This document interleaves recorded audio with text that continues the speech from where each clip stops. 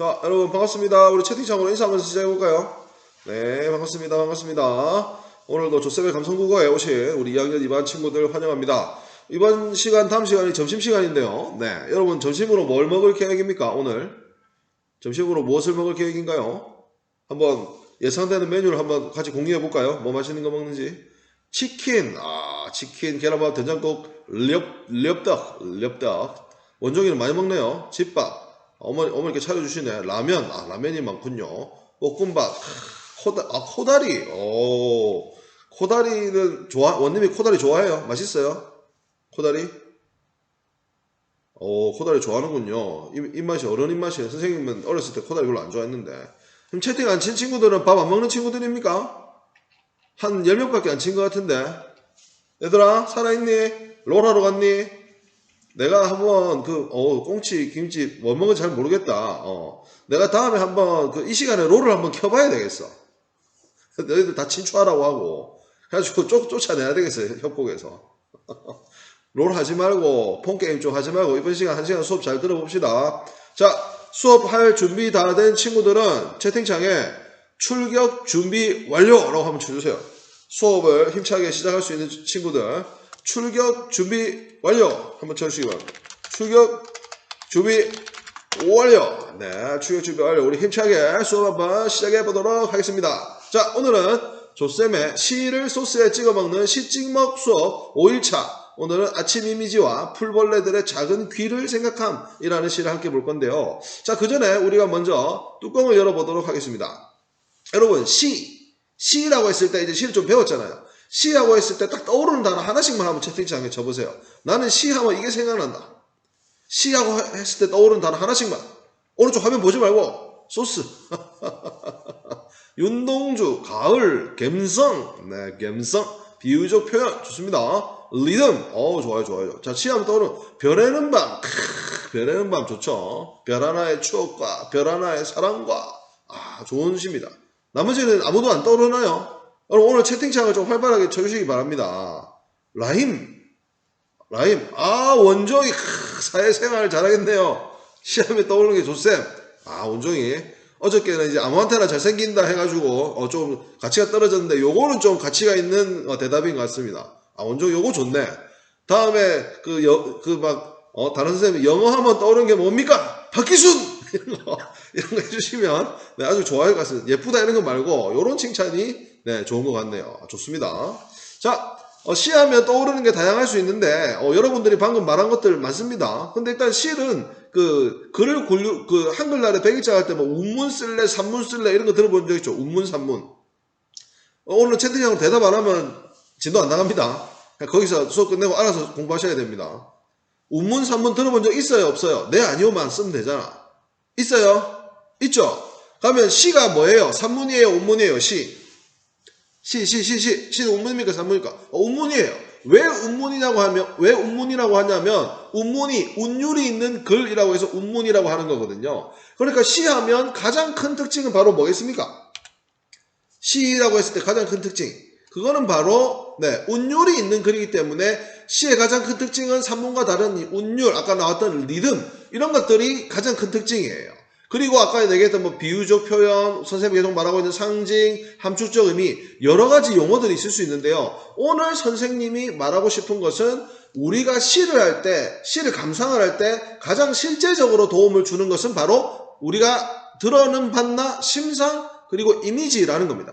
심상과 이미지. 한 번씩은 들어봤죠? 무조건 대답하세요. 네, 아니오로라도 대답하세요. 심상 들어봤죠? 심상. 좋습니다. 교실에서는 대답 안 하더라도 우리 채팅으로는 대답할 수 있잖아요. 그죠? 좋아. 동감이. 네네네네. 좋아요. 자, 심상과 이미지를 들어봤을 건데, 요 심상을 선생님이 국어사전에서 찾아봤더니 뭐라고 나오냐면, 감각에 의하여 획득한 현상이 마음속에서 재생된 것. 재생이 뭐예요? 동영상 같은 거를 이렇게 삼각형을 딱 누르면 이게 플레이가 되는 게 재생이죠. 플레이가 되면 우리는 그거 볼 수 있잖아요. 그러니까 감각에 의하여 획득한 현상이 우리의 머릿속에 재생이 되는 게 심상이라는 거예요. 그래서 그 심상을 감각적 표현이라고도 부릅니다. 문제에 많이 나오는 표현이죠. 이미지라고도 불러요. 이미지. 그게 바로 심상, 이미지, 감각적 표현. 요 세 개가 다 똑같은 말이라는 겁니다. 근데 선생님은 이 심상, 이미지, 감각적 표현을 쉽게 설명하기 위해서 뭐라고 부르냐면 가짜 감각이라고 합니다. 가짜 감각. 여러분 가짜가 뭐예요? 가짜. 가짜가 뭡니까? 사실이 아닌 것. 거짓.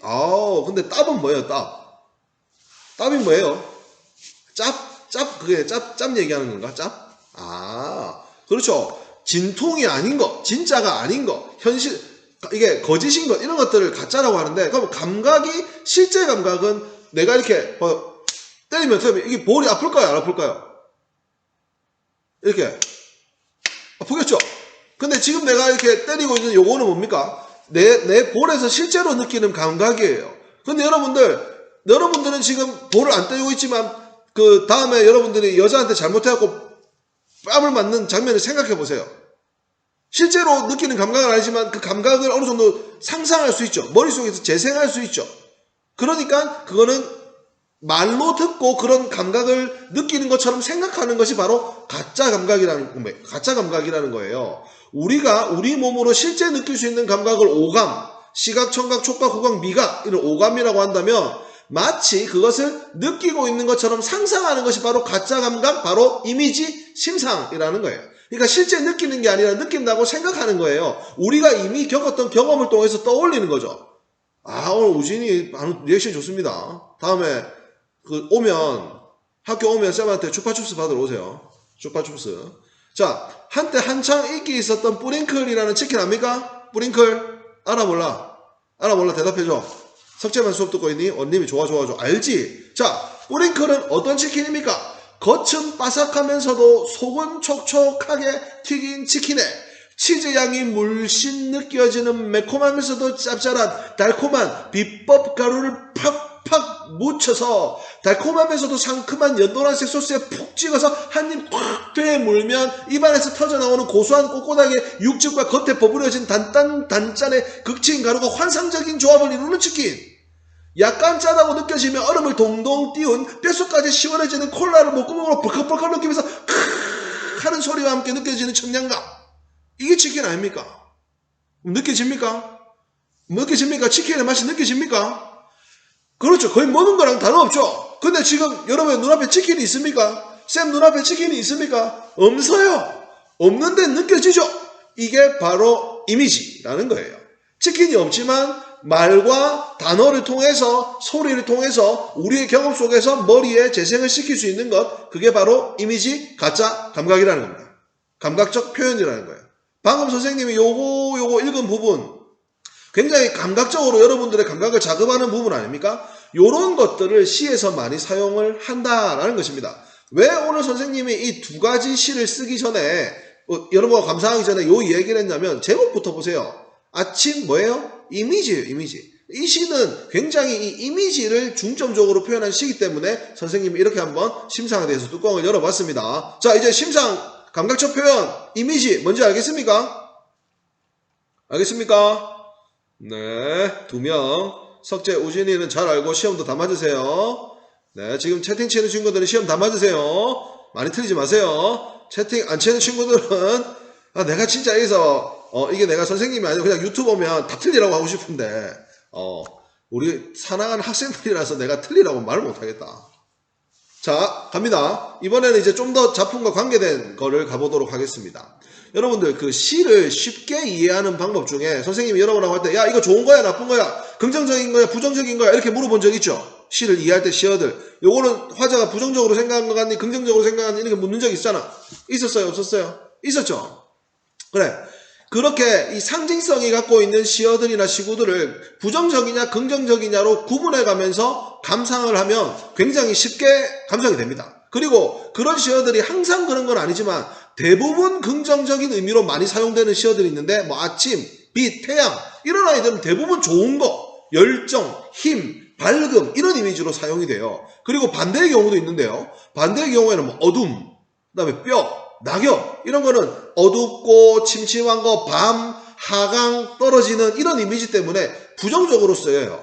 많이 쓰여요. 근데 항상 그렇게만 쓰이는 건 아니에요. 오늘 우리가 감상할 두 편의 시에는 공통적으로 어두움이라는 단어가 등장해요. 그런데 이 시에서 어둠은 부정적인 의미로만 쓰여지지 않습니다. 자, 여러분 오른쪽에 사진을 보세요. 여기 어디죠?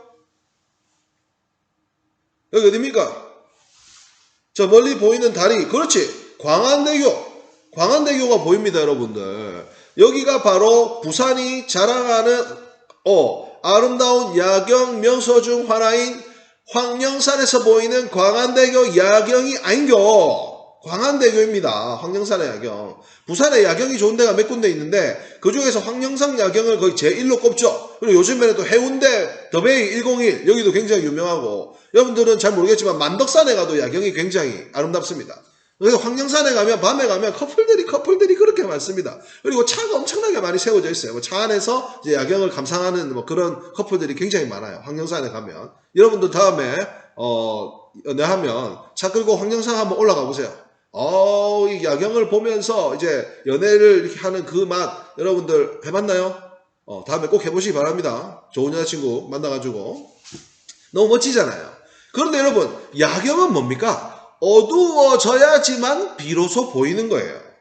밝을 때는, 물론 밝을 때도 보면 예쁘겠지만 밝을 때는 저 모습을 볼 수가 없습니다. 어둠이 있어야, 불이 꺼져야만 저런 조명이 예쁘게 보인다는 것이죠. 그러니까 어둠을 항상 나쁘게 보면 안 된다라는 겁니다. 단어의 상징적인 의미라는 것은 단어 그 자체가 가지고 있는 의미에서부터 비롯되지만, 이게 시에서 이거를 좋은 방향으로 쓰려고 하면 평소에는 안 좋게 쓰이는 단어들도 좋게 쓰일 수 있다는 겁니다. 그리고 우리가 생각하는 보통의 예상을 깨고 반전적으로 시어를 사용했을 때 우리가 충격에 빠지면서 이 시가 더 좋다고 느끼는 경우가 많습니다.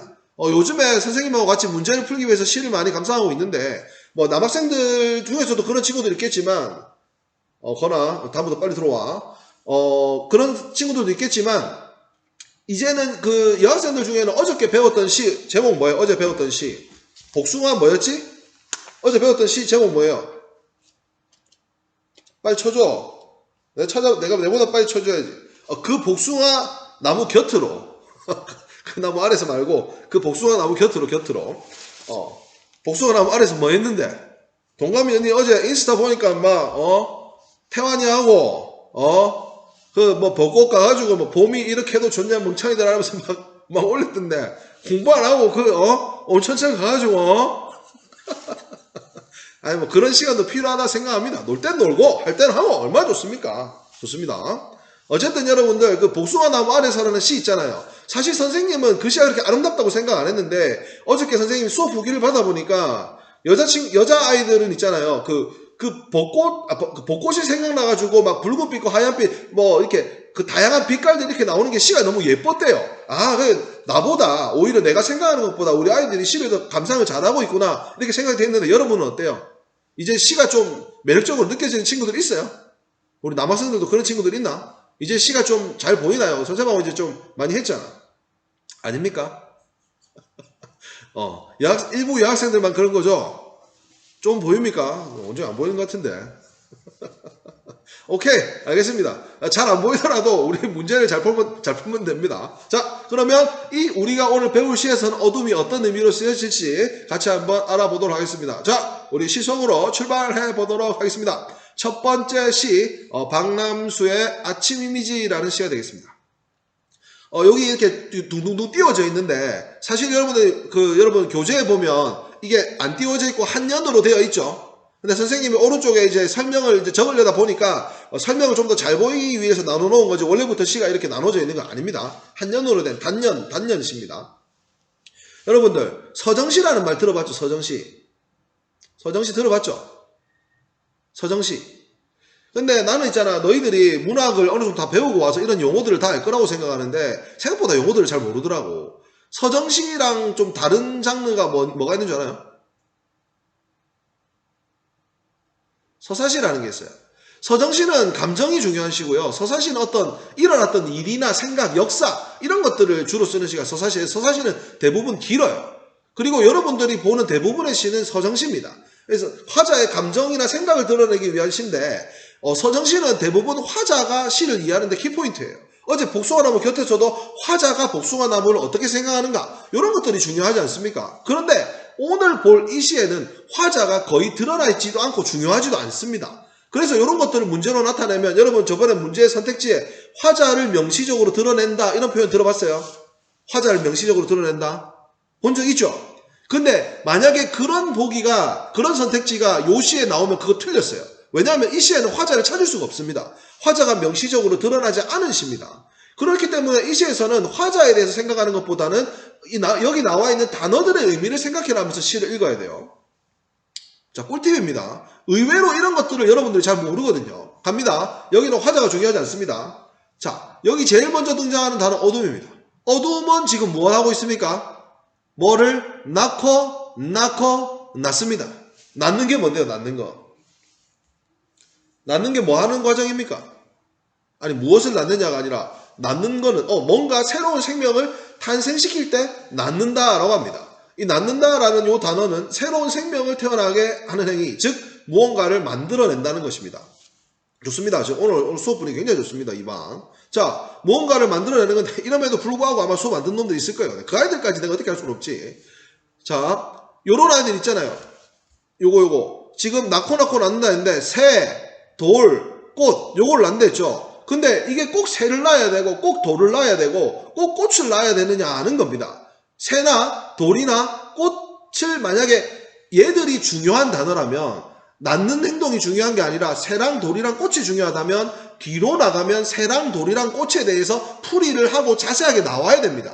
글을 쓸 때 새랑 돌이랑 꽃이 중요한 건데 뒤로 나가면 더 이상 새랑 꽃이랑 돌은 단어에 대한 풀이도 없고 등장하지도 않아요. 그러면 얘들은 사실상 그냥 낳는 행위를 더 집중하고 싶었던 거지 얘가 중요한 게 아니라는 겁니다. 그래서 어둠은 동물을 낳고 자연물을 낳고 식물을 낳는다라고 해도 전혀 문제가 없는 거예요.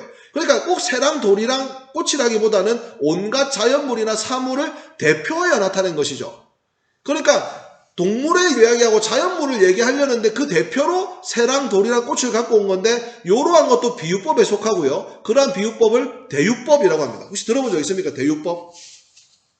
대유법. 들어본 적 있죠? 대유법은 있잖아요. 어떤 대상 전체를 표현하기 위해서 그 대상의 일부를 가지고 전체를 대신하는 방법을 대유법이라고 합니다. 동물 전체 중에 새가 나온 거예요. 자연물 전체 중에 돌이 나온 거예요. 식물 전체 중에 꽃이 나온 거예요. 예를 들면 이런 겁니다. 패는 칼보다 강하다. 이런 말 들어본 적 있어요? 패는 칼보다 강하다. 들어본 적 있죠? 근데 여러분 실제로 펜이 칼보다 강하겠습니까? 강도가 우리 집에 들어와가지고 칼을 갖고 날 위협하는데 아 맞다 선생님이 펜이 칼보다 강하다고 했어. 그 펜을 딱 갖고 가고 야 가!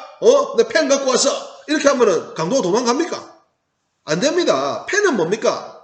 안 속죠? 펜은 문화적인 힘 중에서 일부인 펜을 갖고 온 거고 칼은 무력의 힘 전체에서 칼을 갖고 온 거예요. 그러니까 전체를 일부로 대신 나타낸 거 이런 것들을 대유법이라고 하는 겁니다. 빵이 아니면 죽음을 달라 해서 빵은 진짜 브레드가 아닙니다. 뭡니까? 음식 전체를 대표하는 표현법 이런 것들을 대유법이라고 합니다. 이게 다음에 문제 나오는지 안 나오는지는 모르겠지만 대유법을 설명하기에 좋은 예라 선생님이 그냥 팁으로 하나 설명하고 넘어가는 게 되겠습니다. 자 어쨌든 어둠은 자연을 놓고 탄생시킨 나아가 1, 2행의 내용이 되겠습니다. 그리고 어둠이 탄생시키는 것은 언제냐 시간적으로 아침입니다. 아침이 되면 무슨 일이 일어납니까? 어둠이 물상, 이 물상이 뭐예요? 새, 돌, 꽃 이런 것들을 만물을 여기서 물상이라는 단어로 표현한 거예요. 선생님 초록색으로 해놨죠? 새, 돌, 꽃, 물상. 그러니까 위에 있는 것들을 이렇게 갖고 온 겁니다. 어둠은 물상들을 돌려주지만 스스로는 땅 위에 굴복한답니다. 여러분 아침이 되면 어둠이 땅 위에 굴복한대요. 어떤 걸 나타낸 것 같아요? 어둠이 땅 위에 굴복한다. 무슨 느낌일까요?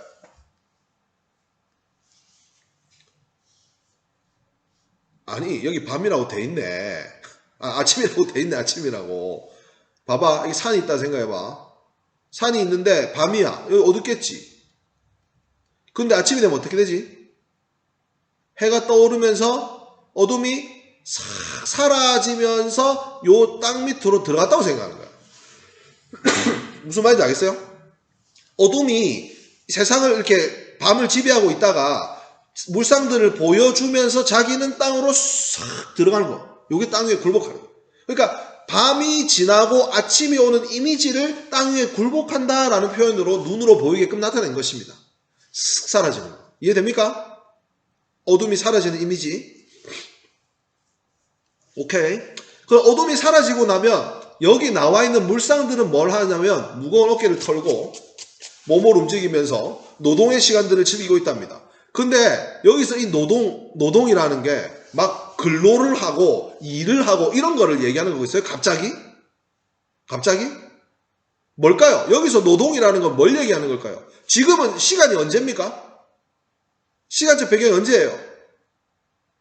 요 상황이 지금 어디예요? 하루 중에 언제예요? 아침이잖아. 아침에 물상들이 노동을 한답니다. 어떤 걸 이야기하고 싶은 걸까요? 아침에 모든 만물들이 노동을 한대. 갑자기 일어나자마자 뭐 일하는 거야? 땅 파는 거야? 밥을 먹는 거야? 물론 밥을 먹는다고 할 수 있겠지만 여기서 여러분이 노동이라는 것은 실제로 일을 한다기보다는 뭔가 아침의 이미지를 노동으로 나타낸 거예요. 아침에 여러분 새들이 쥐저기고 닭이 울고 숨어있던 아이들이 이렇게 일어나고 기지개를 쫙 피는 장면들 이런 것들 있죠. 이런 것들을 만물이 아침이 돼서 막 이렇게 밤에서 깨어나는 장면을 노동이라고 표현을 한 겁니다. 일을 하는 게 아닙니다. 사람으로 따지자면 잠 깨고 기재 켜고 씻는 거 이런 거를 이제 노동이라고 표현, 뭔가 움직이는 것을 노동이라고 표현한 것입니다. 이러한 노동은 시간을 지금 뭘로 표현했냐면 즐거운 지상의 잔치, 어둠이 지나고 새로운 아침이 오니까 즐거운 것. 여러분들 요새는 아침에 일어나면 피곤하지만 선생님이 딸이 있는데 딸이 어렸을 때는 아침에 엄청 빨리 일어났어요. 왜 빨리 일어나요? 유치원생들은 아침에 엄청 빨리 일어나거든. 왜 빨리 일어날까? 이해가 안 되니? 여러분 다음날 우리 토요일인데 아침에 친구들이랑 5대5로 그 롤 랭게임을 돌리기로 했어. 그러면 그날 아침에 일어나면 기분이 좋을까 나쁠까? 혹은 아침에 그 9시에 그 다른 학교랑 축구를 시합을 하기로 했어. 그럼 그날 아침 기분이 어때? 일어나기 싫어? 데이트로 바꿔야 되나? 엄청 예쁜 여자친구랑 데이트를 하기로 했어. 아침에. 어때? 바로 일어나가지고 막 신나는 마음으로 막 이렇게 일어나지 않겠습니까? 신나는 마음으로. 그게 뭐예요 지금? 즐거운 지상의 잔치인 거야. 아침에 이 만물들이 일어나가지고 아침을 즐기는 거지. 이게 바로 즐거운 지상의 잔치. 그리고 금으로 타는 태양의 즐거운 울림. 태양이 쫙 내리쬐면서 아침이 이렇게 생동하는 거야. 막 만물들이 막 움직이는 게 즐거운 지상의 잔치고 태양의 울림 소리처럼 들린다는 것이지. 그런데 무거운 어깨를 털고 몸을 움직이고 노동의 시간을 즐기는 것은 우리가 소리로 듣는 거야, 눈으로 보는 거야. 아침에 만물들이 생동하는 건 소리로 듣니, 지금 여기서는 눈으로 보니 여기 나와 있는 것들. 얘들은 눈으로 보는 거야, 소리로 듣는 거야. 어깨 턴다, 몸 움직인다 이런 것들. 보는 거잖아. 시각이잖아. 그러니까 즐거운 지상의 잔치는 눈으로 본다고 지금 얘기를 하고 있는데 마지막에 뭐라고 합니까? 태양의 즐거운 울림 소리. 그러니까 시각을 지금 뭘로 느껴지는 거야? 태양의 이런 그 내리쬐는 이런 모습들, 아침의 모습을 시각을 지금 청각으로 바꾼 거지. 어제 배웠던 표현이잖아. 뭐야? 시각의 청각화, 공감각적 심상. 어제도 배웠었지? 눈으로 보이는 것들을 소리로 나타낸 시각의 청각화가 나타나고 있습니다. 그래서 마지막으로 정리를 합니다. 아침은 뭐 하는 시간? 세상이 개벽, 새로운 움직임을 나타내는 시간. 제목이 뭐예요? 아침 이미지. 뭔가 우리에게 교훈을 전달하기 위한 시간입니다. 박남수 씨가 아침은 이런 이미지다 라고 이미지를 사용해서 나타낸 거예요. 어둠이 새로운 거를 낳으면서 땅 위에 엎드리고 물상들이 일어나서 어깨를 털고 움직이면서 노동의 시간을 즐기는 즐거운 시상의 잔치에 태양이 금으로 내려 쫙 쬐는 즐거운 소리가 나는 듯한 아침. 세상은 개벽을 한다. 이해돼요? 이렇게 설명을 했는데 이해가 안 되면 공부에 재능이 없다고 봐야 되겠죠. 개벽은 개혁, 뭔가 새롭게 바꿔내는 거. 새롭게 바꿔내는 거. 어둠을 바꿔서 개벽을 하는 거야. 세상의 즐거운 울림으로. 오케이? 내가 보니까 지금 한 10명 정도 수업을 듣고 있는 것 같은데. 자, 여러분 박남수 시인의 그 아침 이미지 말고 또 다른 대표작 종소리라는 시가 있습니다.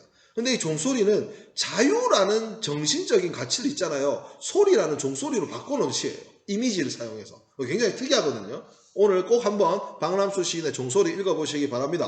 감동과 성장이 있는 조쌤의 감성 국어, 유튜브는 조쌤의 감성 국어, 구독과 좋아요, 카톡 채널에 조쌤과 감성 국어를 검색하시면 언제나 질문하실 수가 있습니다. 조쌤 인스타그램 아이디 보시고 많이 팔로우 해주시기 바랍니다. 농담이었어요. 자, 두 번째 시로 넘어갑시다.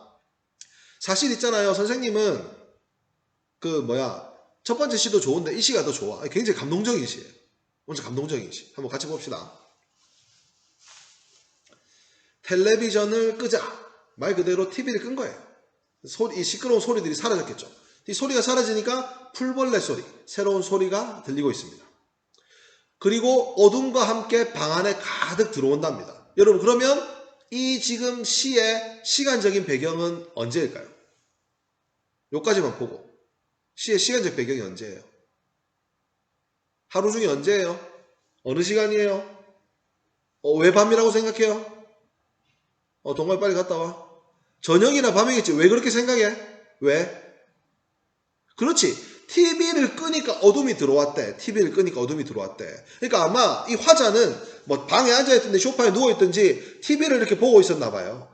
그런데 너무 시끄러워가지고 TV를 딱 껐어. 그랬더니 창밖에서 풀벌레 소리가 쉬 하면서 방 안에 소리가 마치 들어온 것처럼 느끼는 거지.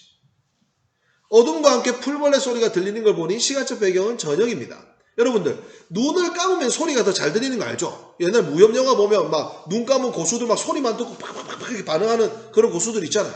눈이 시각이 차단되면 청각이 더 예민해집니다. 그리고 별빛까지 묻어 있어서 소리가 더 낭낭하게 들립니다.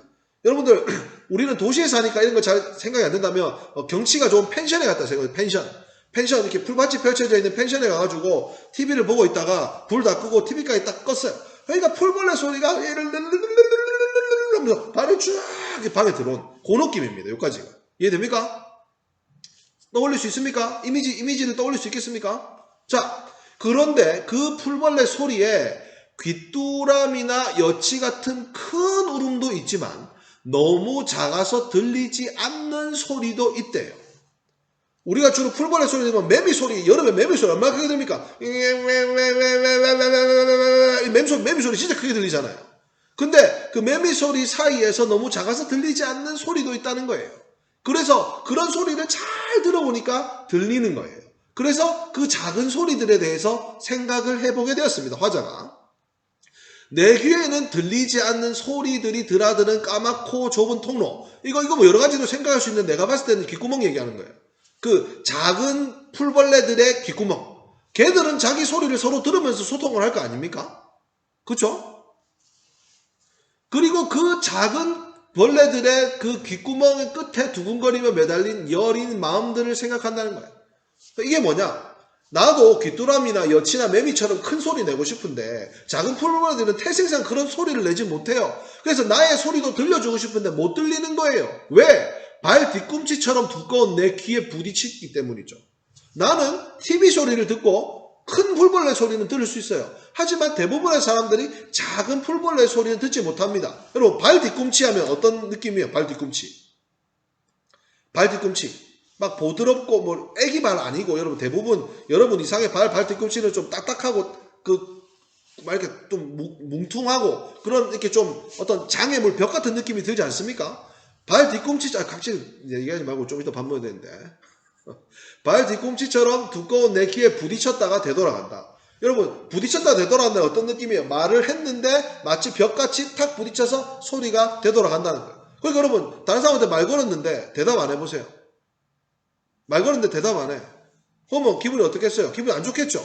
그런 기분들을 뭐라고 얘기합니까? 여린 마음들이라고 생각해요. 근데 짜증을 낼 수 있는 입장이라면 짜증을 낼 수 있지만, 예를 들어서 옛날에 조선시대에 뭐 그 일반 백성들이 양반이나 임금님한테 아이고 나리 제발 좀 들어주십시오 하면서 이렇게 말할 때 양반들이 콧방구도 안 끼는 경우, 그런 거 사극 드라마 이런 데서 많이 봤잖아요. 그러면 짜증을 낼 수 있는 상황이 아니라 뭔가 답답한 그런 마음들이 지금 여린 마음들이에요. 아무리 말을 하려고 하더라도 내 말이 전달되지 않는다는 겁니다. 이 작은 벌레들 입장에서는. 그런데 그냥 들어도 잘 안 들리는 그 작은 풀벌레들의 소리는 브라운관, TV 브라운관이 뿜어낸 현란한 빛이 내 눈과 귀를 두껍게 채우는 동안에 그 울음소리는 계속 나에게 짖고 있었을 거라는 것이죠. 그래서 내가 아무리 이 사람에게 나의 소리를 전달하려고 하더라도 너무나 단단한 벽에 놀라서 되돌아갔을 것이에요. 백성들이 왕한테 하는 소리, 백성들이 그 양반들한테 하는 소리가 되돌아가듯이 그 작은 풀벌레 소리는 내가 TV를 하하하 웃고 즐기는 동안에 나에게서 수없이 되돌아갔다는 것들이 느껴지는 것이지요. 마치 뭐처럼요, 하루살이들이 전등에 부딪혔다가 바닥에 새까맣게 떨어지는 것처럼요. 마치 전등을 청소할 때 죽어있는 하루살이 시체 본 적 있습니까? 그 걔들은 뭡니까? 전등에 다가갔다가 그냥 좋은 건 자고 다가갔다가 다 죽어버리잖아요. 그런 것들처럼 의미 없는 소리로 나에게 생각됐을 것이라는 것입니다. 그래서 뭔가 미안한 마음이 들겠죠. 그래서 내가 이렇게 살아서는 안 되겠구나. 그런 소리들, 이런 소리들도 내가 들을 수 있어야 되겠구나. 우진이 지금 리액션 장난 아닙니다. 우진이만 수업 듣고 있는 것 같아, 거의. 그런 소리들한테 미안해가지고 이렇게 여러분 펜션을 생각하세요. 펜션에 밤에 이 풀벌레가 들리는 그런 상황에서 크게 밤 공기를 들이신 겁니다. 그랬더니 그런 풀 냄새만 들어온 게 아니라 마치 내 허파, 가슴 속으로 그 소리들이 들어온 것처럼 느껴져요. 그래서 내 허파도 별빛이 묻은 것처럼 조금은 환해진다. 나도 이제 이 사람 이런 작은 풀벌레 소리를 들을 수 있구나. 그동안 너무 미안했어. 너희들의 소리도 들어야 되는데 내가 TV에만 집중하느라 못 들었구나. 이런 겁니다. 자, 시의 내용은 이해가 되죠? 어떤 진행으로 됐는지 이해되나요? 안 되나요? 그렇죠. 근데 여기서 우리에게 전달하고자 하는 게 뭘까요? 풀벌레 소리 잘 들으라는 걸까요? 얘들아, 벌레 소리, 매미 소리 말고도 작은 소리도 잘 들어. 그걸 얘기하려는 걸까? 아니죠. 아닐 거예요. 진짜 풀벌레 소리를 들으라는 게 아닐 겁니다. 풀벌레 소리를 무시하고 못 들었다는 그런 점에서 뭔가를 반성했을 겁니다. 선생님이 이렇게 생각해요. 우리들은, 사람들은 눈에 띄는 거, 밝은 거, 화려한 것에 쉽게 시선을 빼앗겨요. 화자가 TV를 보고 전혀 다른 소리를 듣지 못했듯이요. 우리가 좋아하는 연예인, 인기 스타, 유튜버, CEO, 건물주, 우리의 눈과 귀는 이렇게 세상의 스포트라이트를 받는 일부 인물들에게 고정이 되어 있어요. 이들을 좋아하고 이들을 사랑하고 이들을 쫓아가려고 해요. 그리고 그들의 삶이 내 스스로든 아니면 다른 사람을 위해서든 그들을 부러워하고 이들이 훌륭한 삶을 산다고 생각하고 있습니다. 맞잖아요? 맞죠? 너무 그렇게 하니까 장난치는 것 같은데 우진이. 네.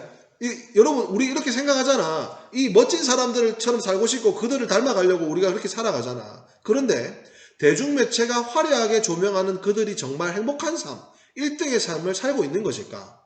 그들처럼 살면 무조건 행복할까 한번 생각해 보세요. 그럼 연예인들이 행복하다면 마약을 해가지고 그 잡혀 나오는 연예인들은 왜 마약을 하는 걸까요? 더 즐거움을 찾다 보니까 그까지 가는 거 아닙니까? 인기 스타가 정말 예쁜 사람, 잘생긴 사람하고 결혼하는데 이혼은 왜 합니까? 그리고 CEO가 구속되잖아요. 이런 것들을 대한 신경을 한번 다 끄고 조용히 나 자신과 주변을 한번 돌아보세요. 화려하진 않지만 여러분에게 누군가 던지고 있는, 나 자신에게 던지고 있는, 주변에서 요청하고 있는 메시지나 여러분들에 대한 관심은 없나요?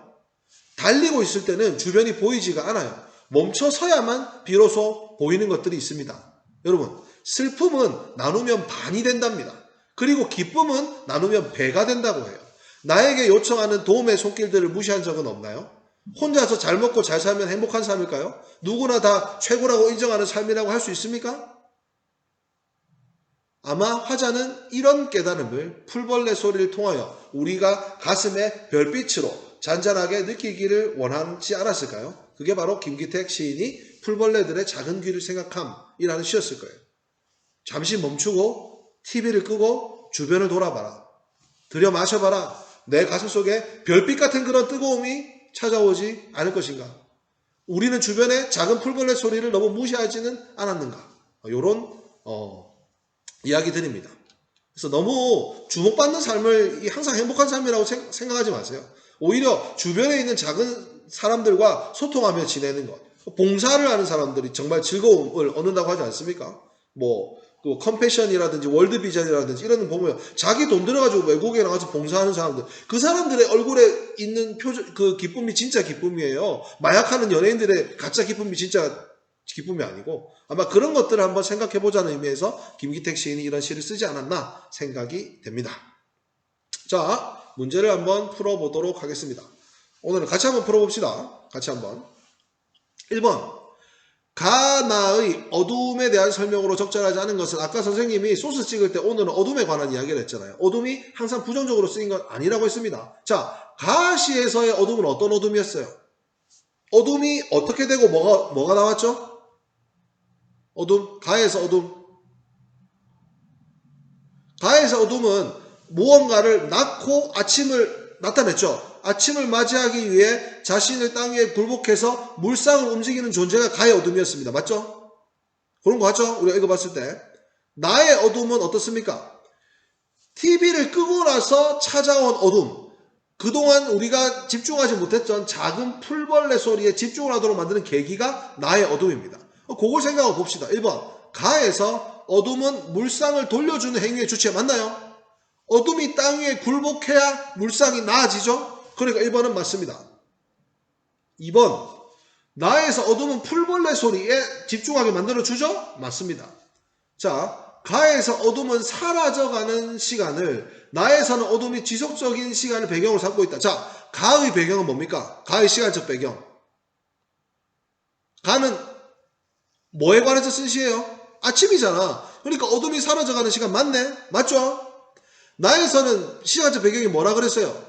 불을 끄면 어둠과 함께 풀벌레 소리가 들어올 수 있는 저녁이나 밤이었죠. 그러니까 맞습니다. 자, 4번. 가에서는 어둠이 물러나면서 상황이 변화, 개벽, 아침 되잖아요. 나에서는 어둠이 들어오면서 별별 소리가 환하고 별빛이 묻어 낭낭해지는 방의 분위기가 변화하네요. 그럼 5번을 봅시다. 가에서는 어둠의 생산력을, 어둠이 뭔가를 이렇게 나아내니까 어둠의 생산력이라고 볼 수도 있을 것 같습니다. 근데 나를 보세요. 어둠의 포용력, 나의 어둠이, 어둠 포용력이라는 건 뭔가를 다 끌어안는다는 건데, 나의 어둠은 무언가를 끌어안는다기보다는 내가 풀벌레 소리를 자극하는 계기가 되는 것이지 포용력을 갖고 있지는 않습니다. 그리고 밝음에 순응한다는 것은 그것을 따라간다는 건데, 어둠이 밝음을 따라가는 내용은 나에는 전혀 없습니다. 그러니까 정답은 5번. 쉽죠?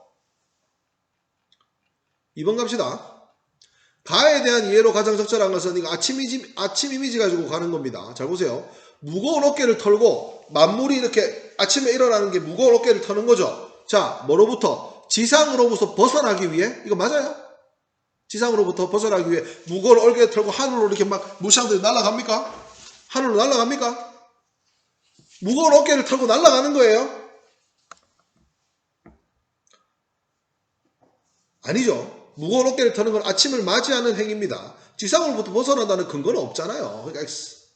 2번. 노동의 즐거운 시간을 즐기는 건 노동의 고단함을 잊기 위해. 아까 노동이 힘든 일이 아니라고 했잖아요. 그런 단서가 없잖아요. 단서가 없으면 답으로 하면 안 됩니다. 3번. 즐거운 지상의 잔치는 기존의 사물들이 새로 태어난 사물들을 반갑게 맞이한다. 여러분, 반갑게 맞이한다가 뭔가 즐겁다는 잔치 때문에 이걸 답으로 생각할 수 있을지도 모르겠는데, 기존의 사물과 새로 태어난 사물을 어떻게 구분합니까? 기존의 사물과 새로 태어난 사물이 구분이 어디에 되어 있어요? 없어요. 그래서 이거 때문에 답이 안 됩니다. 4번.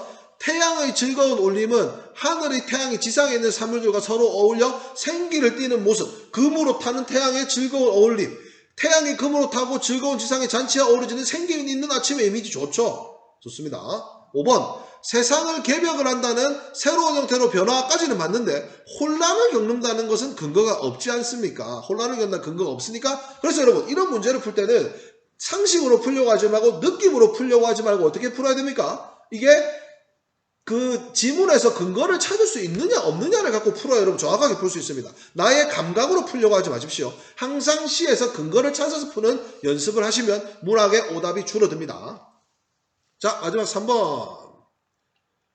나의 A에서 E에 대한 감상으로 적절하지 않은 것은, 여러분 이런 경우에는 이렇게 문제지를 넘겨가면서 A, E를 보면서 앞뒤를 보면서 풀어야 됩니다. 자, A에서 화자는 텔레비전을 끈 후 평소 관심을 두지 못했던 풀벌레 소리를 지각하고 있어. 텔레비전을 끄자 풀벌레 소리 들어온다. 맞잖아. 뒤에 보면은 평소에 가지지 못했다는 내용도 나오잖아. 요것도 뒤에 보면은 요런 얘기 나오고, 그 다음에 요것도 맞는 내용이니까 1번은 동그라미. 2번, B에서 화자는 큰 울음뿐만 아니라 들리지 않는 소리도 존재한다는 것을 알게 됨으로써 인식 범위가 확장된다.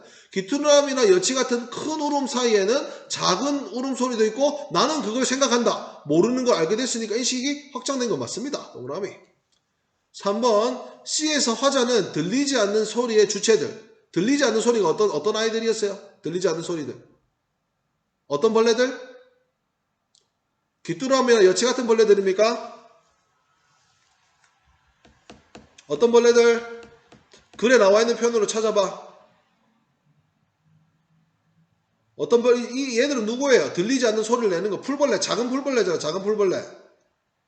들리지 않는 소리는 작은 풀벌레들의 소리잖아. 근데 이 작은 풀벌레들이 화자 자신 때문에 서로 소통할 수 없게 됐습니까?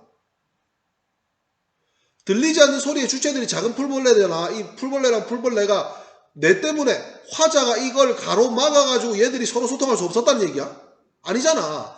내가 그들의 소리를 못 들었다는 것이지 걔들이 서로 소통 못했다는 게 아닙니다. 그래서 X인 거예요. 그래서 X.